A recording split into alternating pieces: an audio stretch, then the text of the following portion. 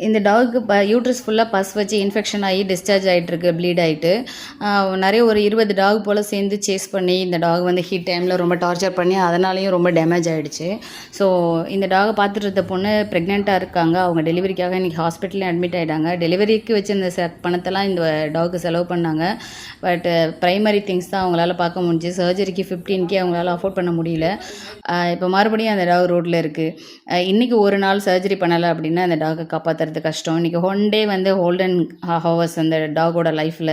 So இந்த வீடியோவை cross பண்ணுற எல்லோரும் ஒரு சின்னதாக இந்த டாகுக்கு டொனேட் பண்ணுங்கள். எனக்கு தெரில ஏன் ஹெல்ப் கிடைக்கல அப்படின்ட்டு. டெலிவரிக்கு போயிருக்கிற அந்த பொண்ணுக்காகவாது இந்த டாகை கண்டிப்பாக காப்பாற்றணும்னு நினைக்கிறேன். அவங்க ரொம்ப டிப்ரெஷன் ஆகிட்டாங்க. இந்த டாக் வந்து இப்படியே விட்டுட்டு போகிறோம், நானும் நல்லபடியாக இருக்கணும், இந்த டாகும் பிழைக்கணும் அப்படின்னு சொல்லி அந்த பொண்ணு ரொம்ப ஃபீல் பண்ணுறாங்க. அவங்களுக்காகவாது இந்த டாகை காப்பாற்றி கொடுக்கணும். ஏன்னா டெலிவரி டைமில் ஒரு பொண்ணு இந்த மாதிரி ஒரு மன உளைச்சலில் போய் அங்கே கஷ்டப்படக்கூடாதுன்னு நான் நினைக்கிறேன். தயவு செஞ்சு உங்களால் முடிஞ்ச சின்ன சின்ன உதவியை இந்த டாக் பண்ணுங்கள். இன்றைக்கி ஒரு நாள் விட்டுட்டா அதுக்கப்புறம் இந்த லைஃப் வந்து அந்த டாகுக்கு நம்ம திருப்பி கொடுக்க முடியாது.